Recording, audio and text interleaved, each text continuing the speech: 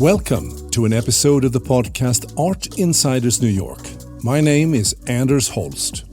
The theme of the podcast is New York, with a focus on behind-the-scenes conversations with fascinating people who are making an impact in the world of art, design, and architecture.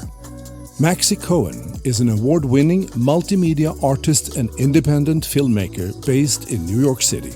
She has co-founded ART2HEART SoHo, which is an ongoing call for over 100 artists to bring optimism, healing, and love by painting messages on boarded-up buildings in the neighborhood that birthed contemporary art and that was heavily looted in a riot on May 31st. ART2HEART is collaborating with James Cavello of Westwood Gallery to curate future exhibitions of these pieces to benefit the participating artists and Black Lives Matter causes.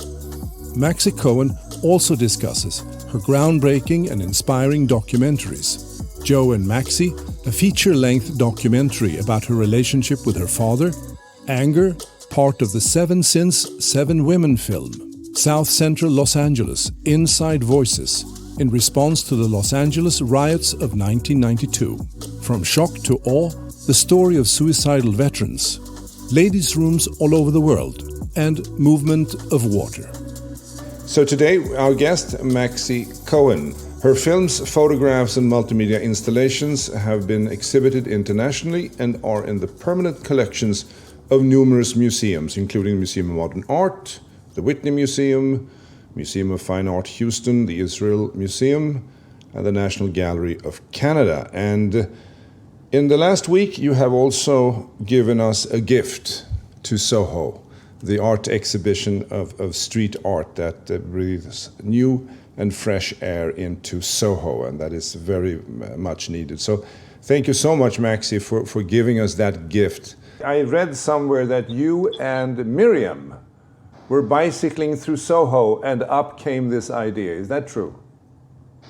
Yes. Well, I was here because I live in the community. I live on Green Street. So I was here the night of all this horrific looting on May 31st, with all the sirens and helicopters and shooting and screaming, and got up the next morning and went out and photographed what was left at Gucci and Dior and Coach, which was nothing, and saw the boards go up. And I thought, if there ever was a moment for artists to express themselves, it is now. And then I did go for a bike ride with Miriam. I mentioned it to her. She said, "Oh my God, you're so right."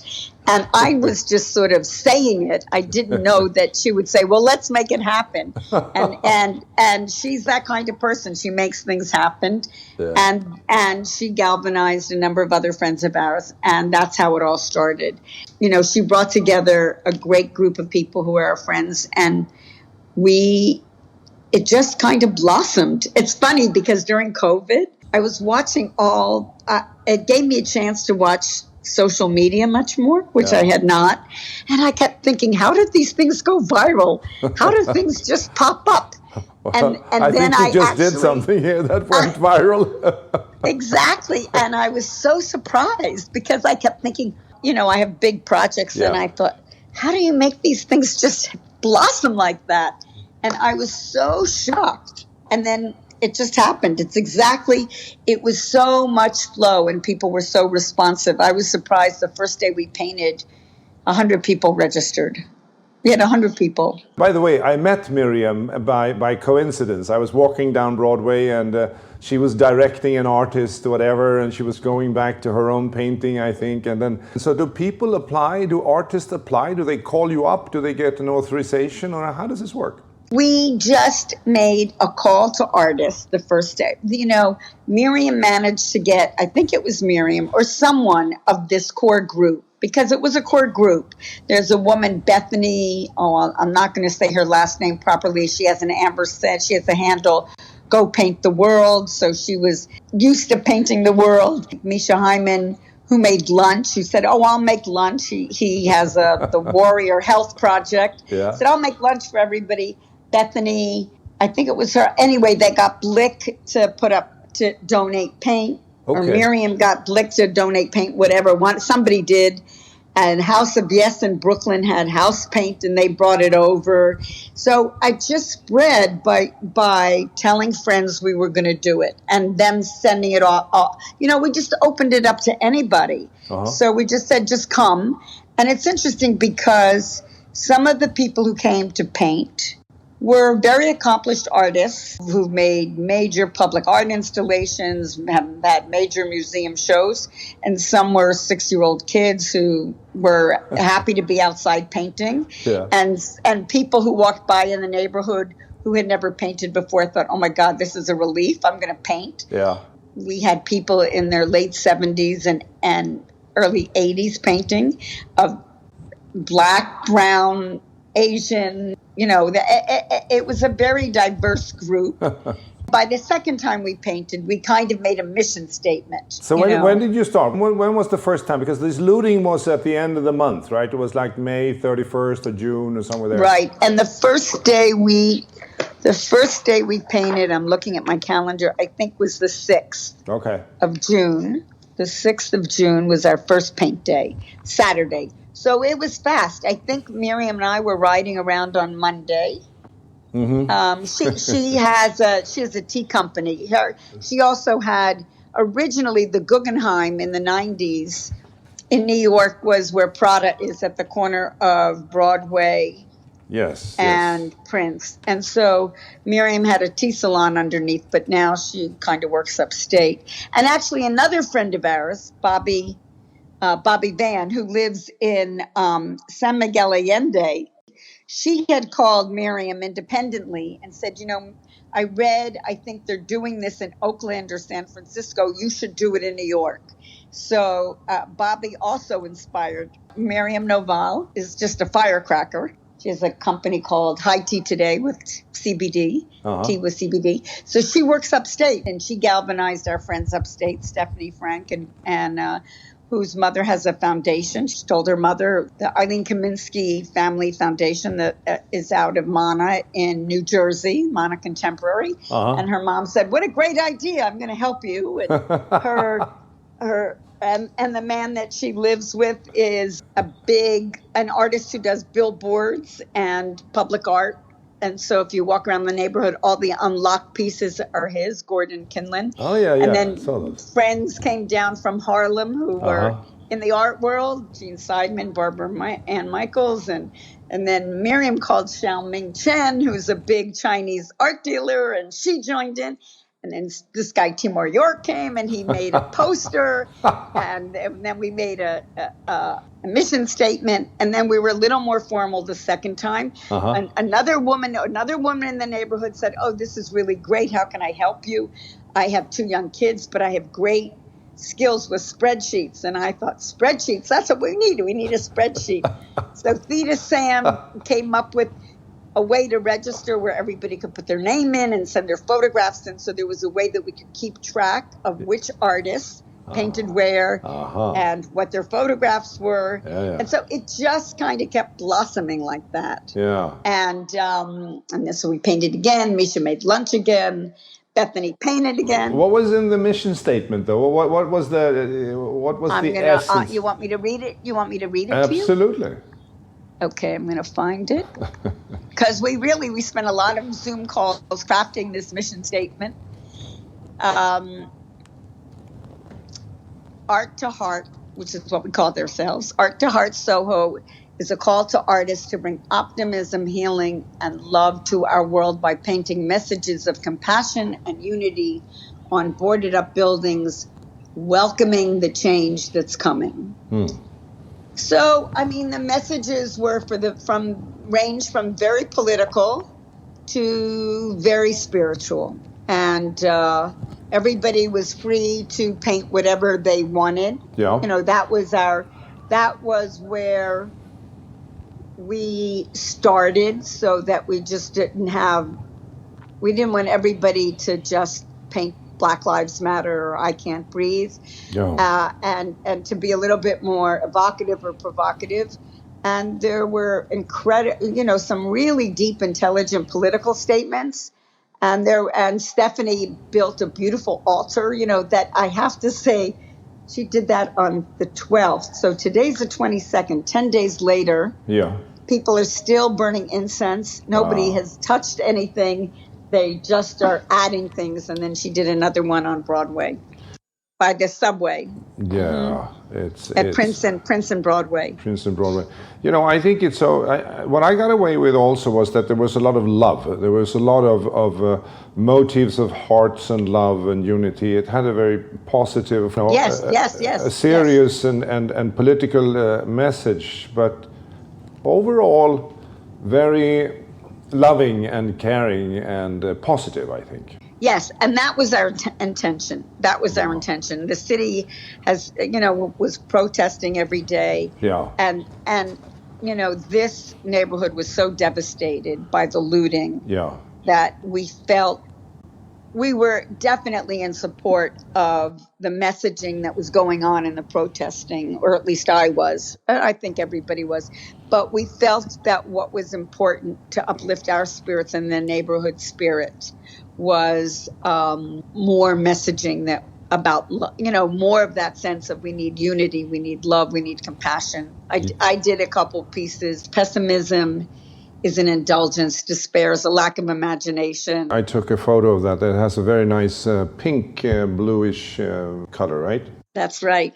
That's right. I love it. And then I did love is the answer. But everybody always says that. But if you really think about it, you know, it really does make it. You know, if everybody came from love, we wouldn't be in this mess. We would have this sense of unity and equality and compassion and tolerance and we would applaud difference. So you know, it was so nice because that was our first thought when we went out. Is that, you know, the artists are reclaiming Soho. They're coming back with a vengeance. They're you know, taking over in a very positive and wonderful way, because you go there with all these high-end you know, shops, and Soho needs that art component. I mean, otherwise it loses its soul in a way, you know? You know, it's the artist who first lived in Soho that, in a way,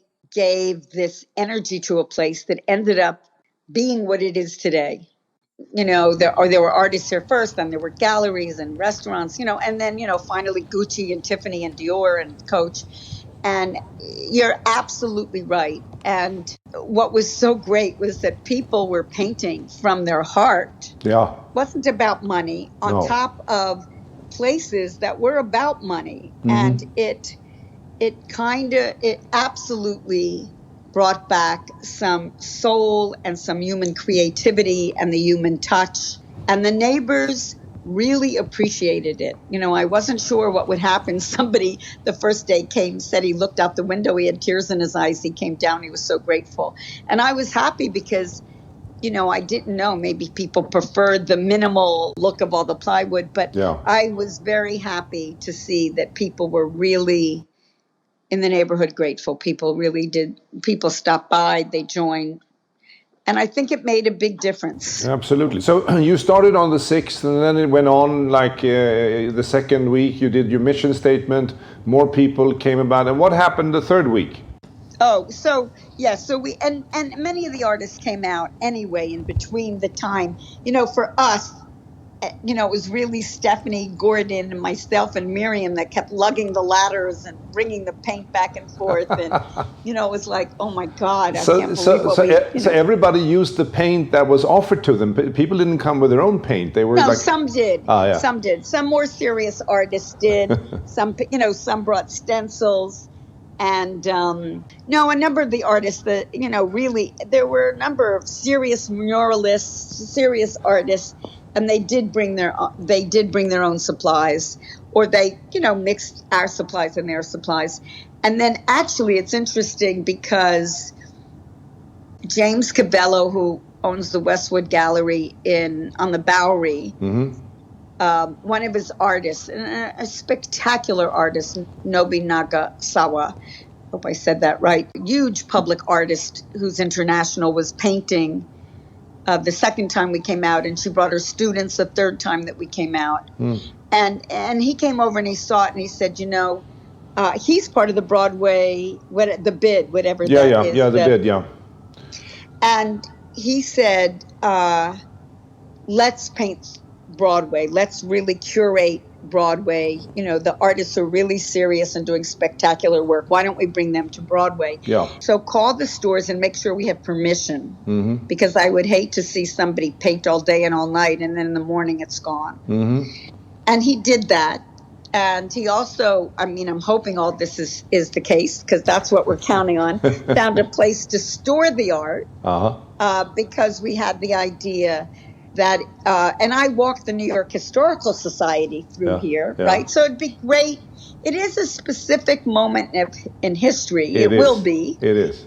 And so it would be great if we had the work, if anybody wanted to exhibit it or to auction it off to benefit charities and to the artists. So we agreed, James agreed, that nobody else would benefit but charities and the artists, and that he had found, which I'm hoping gets confirmed today, a place to store the art. Oh. And you'll see the art on Broadway was great, right? Yes. It was really, the artists were artists who have painted in the interior of Soho. I mean, there you have artists. One of the guys that painted with us the first time, Tristan Reginato, he organized, I think, former students of his, a lot of African American artists, and they painted beautifully on Broome and up Worcester. And so if you walk from Grand Street up Green and around Worcester, up Worcester, Grand, you know, there, and then we expanded through Spring and Broome and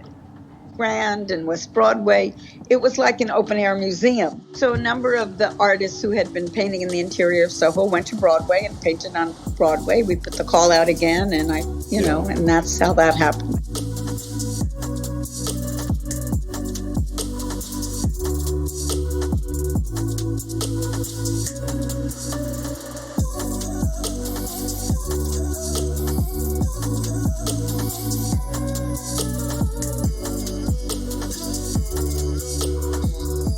So your colleague, the gallerist, he calls these companies because you need their permission, right? We did not get any permission in Soho because we didn't know who to call. It was, and really, I don't think they were. I'm not sure they were up for talking to us because they had to deal with a store that had just been looted. So we just painted wherever. And some of the stores have been, now I've been running after all the stores and running out my door to kind of keep saving the art. Yeah. And some of them are very thrilled that we painted and are very happy to donate the work to a cause. Otherwise they really own the plywood. And some of them just took it off and had it all junked. Or I noticed Chanel, they just keep painting over art. And I feel really badly because some of it is real art, really incredible art. Dolce & Gabbana, that beautiful orange whirling pattern. And so you had the juxtaposition between, the fashion company and then the street art below it. And I thought that was so great. So you're right. I mean, the board is owned by the store itself. So are you now collecting these boards? Well, I've been running around trying to save them. I mean, I found a construction company in front of Jimmy Choo that took them down, and they were just about to take off. And they said, well, if you find a good charity or whatever, we'll bring them back. I asked them to hold on. We've been asking the stores. I've been writing letters and making phone calls. Sometimes we've been successful and sometimes not. Yeah. So, but we're doing our best to really, the work that really needs to be preserved. I mean, look, nobody painted with the idea of it being there forever. And so I'm glad we photographed everything. I mean, a woman came by and borrowed paint because it was in my basement and painted a beautiful painting. She came at 8:00 at night. I went out the next morning to see it. It was already gone. No. And I actually put something up on Broadway, and the next morning it was gone. We're just doing our best to rescue the art, and we're hoping that the bid will hold on to the art so that it can be secured, and that something can come from it. Yeah, you would basically need a lorry to drive around in Soho and stack them on the on the back. Well, that's what I asked. That's what James Cabello, who's been organizing this, Yeah. I said, that's exactly what I suggested to him. Yeah. So, I mean, I ran out. I saw this morning art being taken down of a piece on Grand Street that this woman, Ariana, painted 3 beautiful panels. And she did a beautiful one up on Green Street in blue. And I thought, this can't be trash. She spent, I mean, it was magnificent. And, I called and tried to figure out what are we going to do. And then her father came, I think, with a truck or something, at least. So her art got saved because it was just too fabulous. But a lot of it is getting thrown away. Yeah. So it's very ephemeral. So what do you need then? You need volunteers to take 1 block each and stand guard for the art here. What a great, yes. I do give my cards out and say, if you see any art being taken down, call me immediately. Yeah. If you want to help us create that brigade, it would be great. But yes. So yes. Are the stores opening up now? I mean, you are right there in the middle this Monday, or is it just a slow opening? I think it's a slow opening. Some of the stores that were looted, I'm actually surprised at how quickly they could restock. Most of these stores in Soho, which are so high end, I don't think they have many people coming in at one time anyway. They're not like the stores on, Broadway, I think it's much more. But so I don't know. I haven't been on Broadway this morning because I'm hoping that the bid is going to watch over Broadway. I'm sort of been driving my bike all over Soho. I've gone out 3 times today when I hear. You need an army of helpers here, Yeah, we do. Yeah. But I'm hoping that the bid, and I think James Cavello is looking over the work on Broadway to protect it. Oh. And the work on Broadway is really quite spectacular. I think it's spectacular. Prince Street between Worcester and West Broadway is unreal. It's just, this is really, there is museum quality work there. And what I think is so interesting is the Museum of Contemporary Art in LA did an exhibition on street art. And, it was the #1 attended show they ever had at the museum. Wow. And I thought that was so interesting. Have you been outside today? Oh, I was there Saturday for 3 hours, and then I came back for Sunday. And I can tell you, it was so beautiful. I think I took about 185 photos or something like that. Oh my God. And, you were hanging out with the artists, and it was a very open and wonderful conversation. And everybody says, this is like what Soho should be like. This is what it was meant to be. Now it's sort of It's what it was when I first moved here. That's what gave me this idea. Yeah. So it reminded me of the days when I first moved to Soho, and everybody that you saw was really people who were within sort of the same age as you. Yeah. There was, a similar demographic. Yeah. They were all artists. And at 3:00 in the afternoon, there was no commerce anymore. It was dark, and this, when all the boards went up, it reminded me of those days. I talked to this woman. She did this Sam Cooke painting. Oh, Claire. Yes, Claire. Beautiful painting. Oh. Beautiful, beautiful painting. And then she told me, did you see the bird cage, the bird... on Green Street. On Green Street. I said, that's one of my favorites too. So I think it's really great that we're having this conversation because I'm hoping that the businesses on Broadway will see the value of the art and the value that this expression is worthy of preserving and worthy of auctioning and that it's worthy because it's an historical moment. Yes, it really is, and you can feel that when you were walking the streets.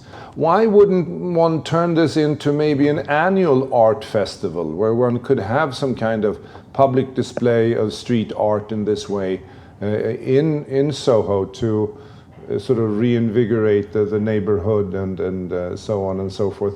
Have you discussed that at all in this group? No, I think it's a great idea. That's how this is happening. Last night I was talking to an artist on Broadway at 10:30 at night, and he said, well, if we sell the art, can we pick our own charity? And I said, we haven't even had that conversation yet. I think that's a great idea. And that's sort of how this has been happening. So I do believe that I'm going to bring that up. You may have spawned a new idea. Well, I think we need to do something with Soho and why not honor the heritage here with art? I think that's a great idea. Soho was really the birthplace of American contemporary art. When I first moved into the neighborhood and the trucks left at 3:00, the end of the rag trade and whatever businesses were here, iron workers or whatever.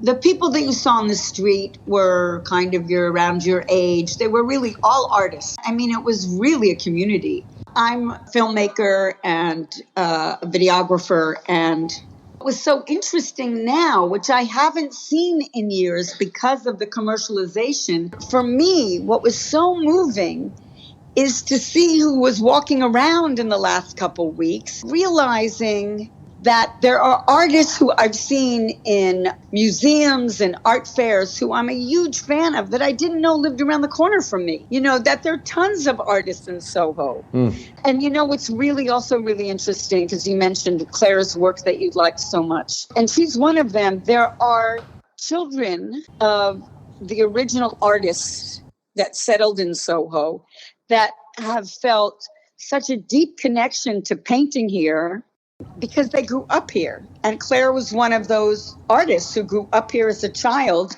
who really felt a deep connection to the community because she was here when they were, that's the environment she grew up in. So how long is this going on for now? Is it like an open-ended process, or is there a final date? You're making this up as you go. I find that so interesting. It's wonderful. Yes, and the thing is, I think it's going to last until the stores open and all the plywood is down. Artists were painting last night. Artists were asking me, which buildings do we have permission to paint? Came out at 8:00 this morning to paint. I've had a guy who's borrowed my ladder every day to paint. He's there. He came, brought it back last night at 10:00. He came and he picked it up this morning at 10:00. Yeah. And he's painting it at Prince and Broadway. Yeah.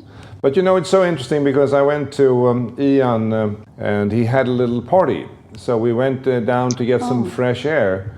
And there was one of the guests with his acoustic guitar, and we were singing along. And there were two artists opposite the street painting, and they joined in, and we were singing. So I thought to myself, this is an incredible New York moment. And you see, art has this wonderful ability to bring people together. Really a wonderful little moment there, when we all came together.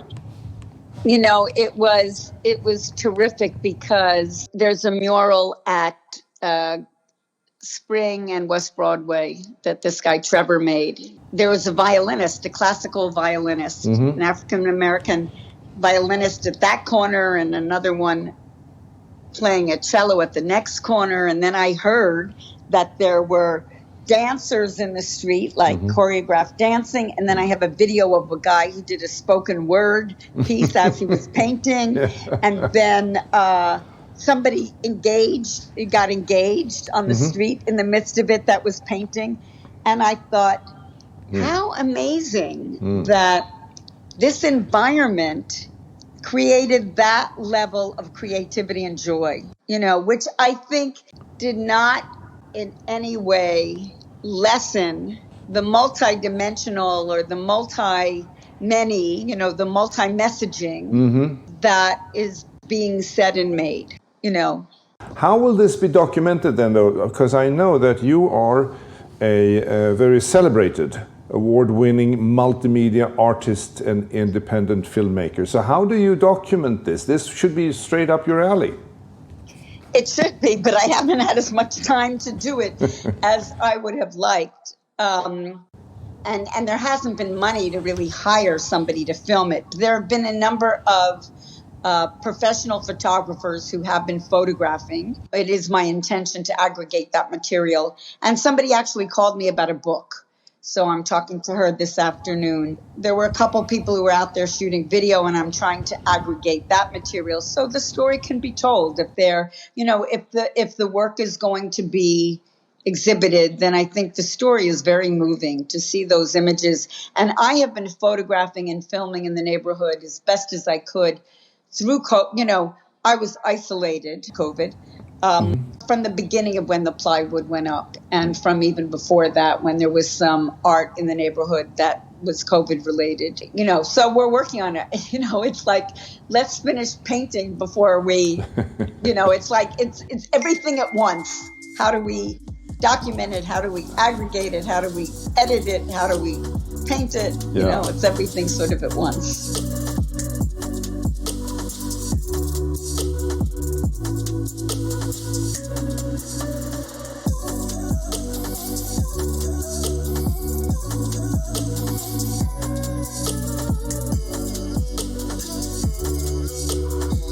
Can you tell our listeners a little bit about yourself and the work that you've done and been involved in? Oh, my. Okay. Well, I started basically as a filmmaker and a videographer in this first wave of people who did video making, kind of guerrilla television and television for social change. And, I'm proud of the fact that I did a TV series in a small town in New Jersey, Cape May, New Jersey, that didn't have any local television. And that as a result of people making their own television, a Democratic mayor got elected for the first time in 100 years, which was not what's important, but the town went from being destroyed to becoming one of the first landmark towns in this country, one of 4 landmark towns in the country in Cape May, New Jersey.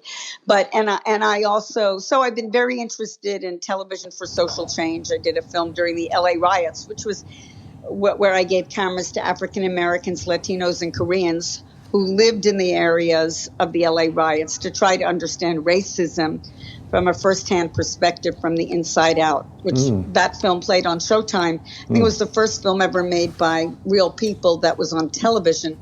But what really shocked me about what went on now is that I felt like we hadn't really moved.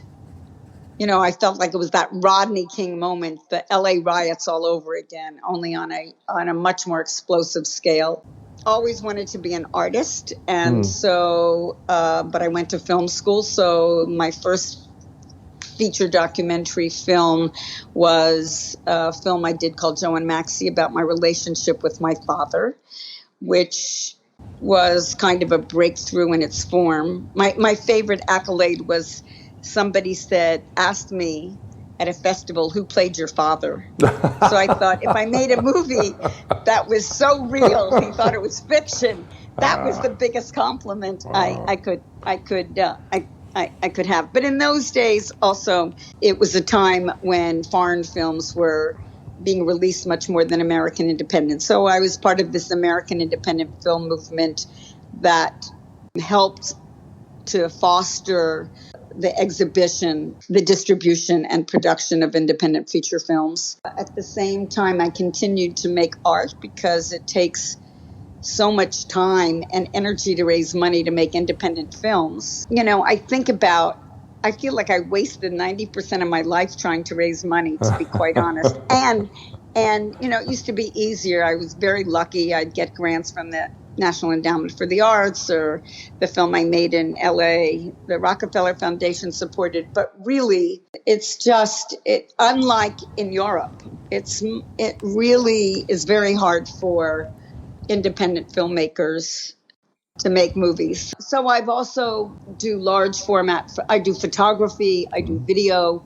that had both single channel video, and now I've been working for the last 25 years actually photographing water around the world and filming it and making multimedia works that incorporate video of water, and furniture even that incorporates video of water, and multimedia installations. And I've designed a big public art project called The Movement in Water, which is a kind of mini, or who knows if it's mini, it's so expensive it doesn't feel so mini, a kind of mobile museum of water that I Because, when COVID passes, and hopefully we'll have a lot of social change this year in terms of racial injustice and systemic racism, when all this is passed, really the major issue that we're dealing with is the environment. Yeah. And it will rear its head as it is rearing its head.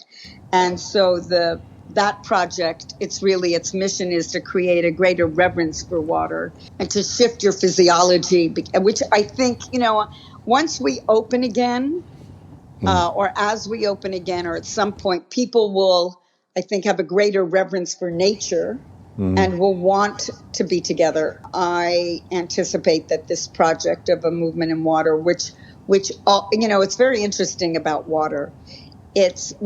All our molecules are 99% water, and our bodies are mostly water. The new science about water shows us how water has memory and connectivity and consciousness. And yet water is also the solvent that can do the most for dealing with climate change. Actually, I have a very exciting project for Soho that I think would be great for the community that I hope we get to make.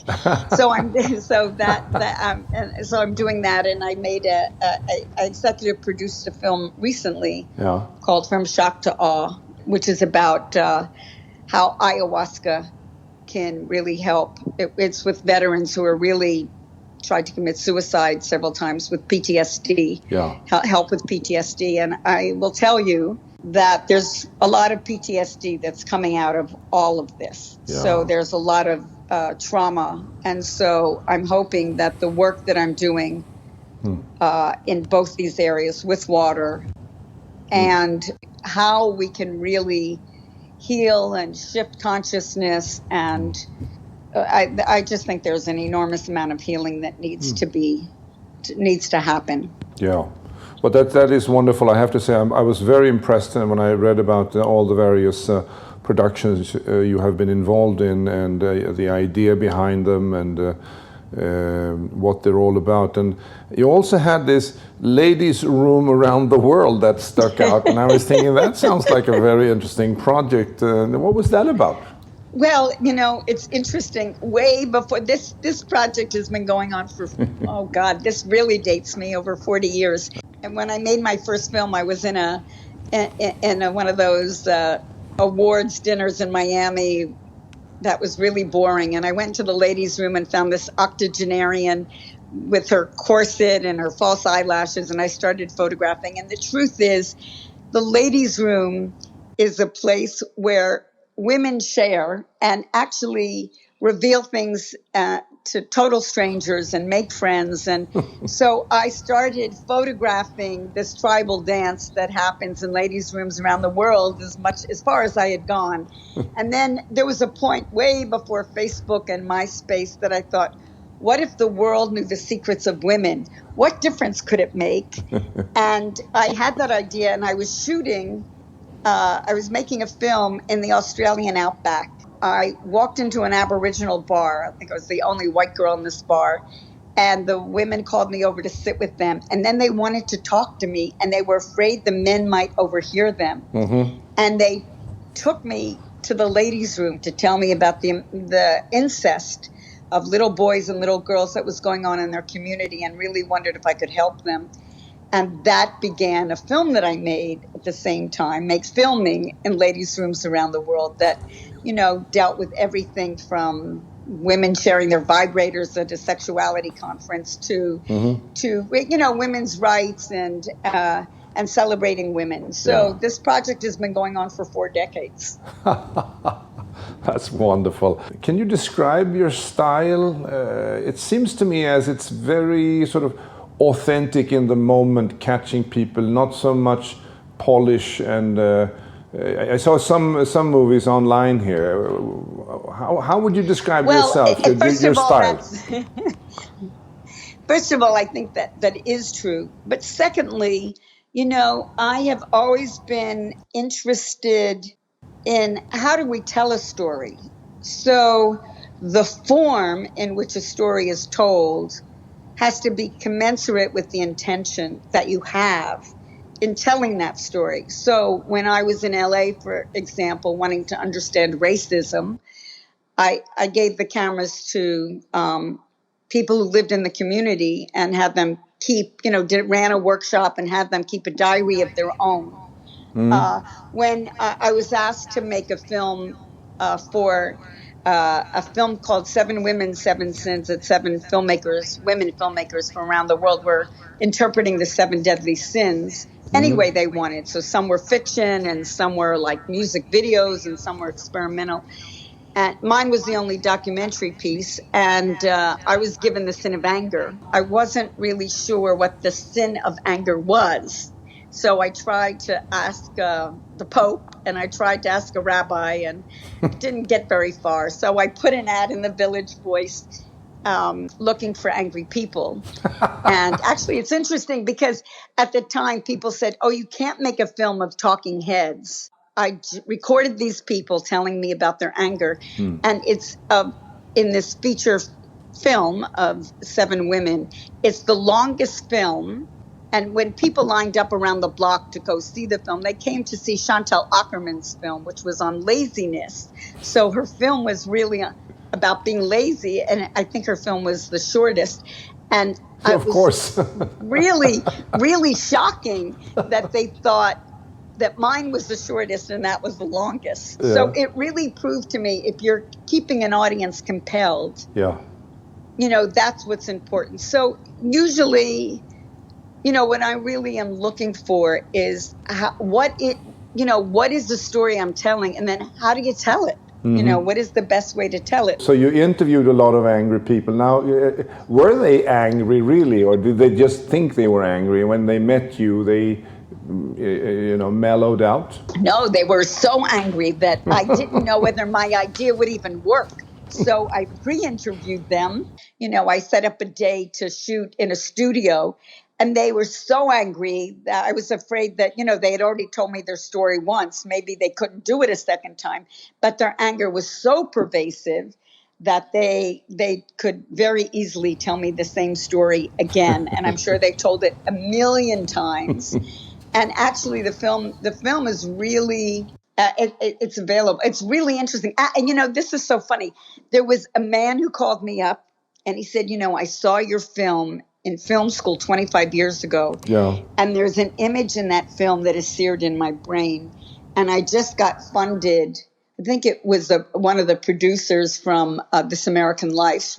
He said, I just got funded to do a podcast called Heavyweight. It's a Gimlet podcast called Heavyweight. And he said, I want to find the people that were in your film from 25 years ago and find out what happened to them. Yeah. And he tracked them down. Yeah. And I was sorry we didn't make a film of the podcast, which is really interesting because it's a 45-minute podcast with some of the most extraordinary interviews that happened.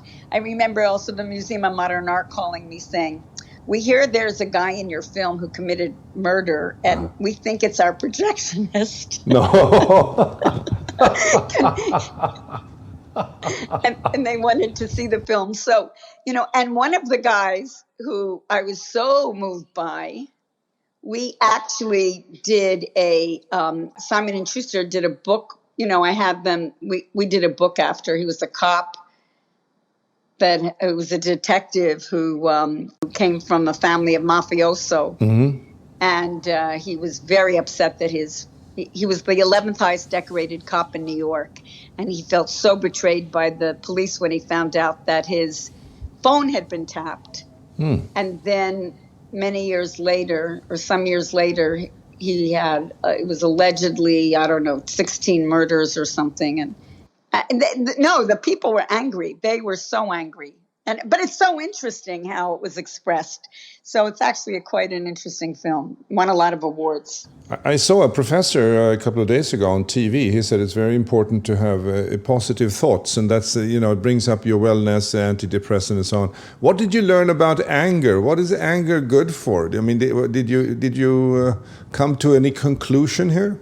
I did, because I had to figure out what anger. I'm not an angry person, and I didn't understand what it meant to have the sin of anger. I didn't understand the 7 deadly sins, and that's why I wanted to get the Pope or an Archbishop.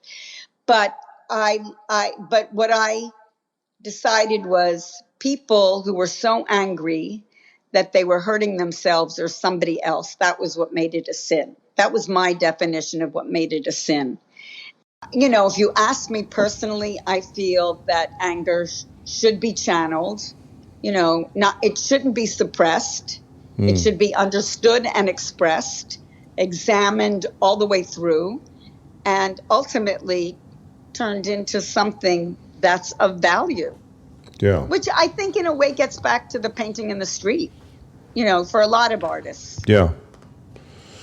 I think you're right. This is this is wonderful. You have a very interesting career. I was reading about you, and I thought, wow, that is very interesting. So, I do think it's good to thank the sponsors. So can I do that? We were very, very grateful to have the sponsorship of not just Blick for paint and House of Yes for paint, but really Eileen Kaminsky's Family Foundation really sparked us, and also the ESKFF, the Nest, which is Stephanie Frank, her daughter, and the Tea Salon, Miriam Noval, who's incredible tea, the CBD, her CBD tea, High Tea Today, and the Tea Salon. And I think I mentioned that Misha Hyman, who has the Health Warrior Project, contributed. I do have to say there were amazing, wonderful artists, and we're very excited that the bid will really take a role in helping the artists and charity by preserving the work. And that's really thanks to James Cavello of the Westwood Gallery. You know, I have to say it's quite remarkable because people came away from as far away as Boston to paint, and Brooklyn and Long Island and whatever. I think that spirit of recognizing Soho and wanting to bring this to Soho was felt from close and from afar. You know, it's interesting. I just want to say one thing. I asked a lot of artists who said, oh, I'm from Jersey City, or I live in Bed-Stuy or Fort Greene or Crown Heights. Why did you come to paint here? And I think they recognized that it was desolate from the looting, that it was all boarded up, but that also there was a kernel of this is the place to paint, that this is the birthplace of something that of art in many ways, in contemporary art. That's very well put. This is the beauty of podcasts, because when I was walking around Saturday, I said to myself, I have to get the persons behind this on my podcast. And I found your email, and I emailed you, and you said, sure, just give me a call. And then, so from Saturday to Monday, from idea to execution, that's a record for me at least. And thank you so much, Maxi, for helping me to do this. And I will do my part. I will put this on the front burner and make sure to spread the message. Can I ask you a question though about ART2HEART? So that is, it's an Instagram page. I saw that. Is there also a website?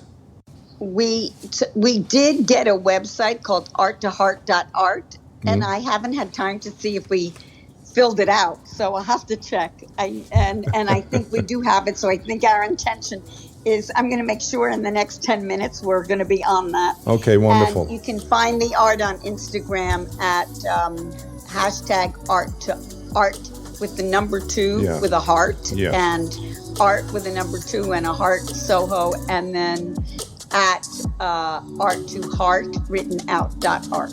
Yes, I saw the last one. I'm following that, but there are 2 others then. Yes, people have been posting at hashtag art the number 2 and a heart. I see. Thank you. That's how this whole thing has been happening. Thank you so much. Congratulations again. Okay. Take care. You too. Bye. Bye-bye. This is Art Insiders New York, and my name is Anders Holst. Thank you for listening, and be sure to visit artinsidersnewyork.com to join the conversation and subscribe to the podcast. If you enjoyed this episode of the Art Insiders New York podcast, head over to iTunes, if you're not already there, to subscribe, rate, and leave a review. It's very much appreciated. Thank you. This episode was produced by UOM LLC, copyright 2020.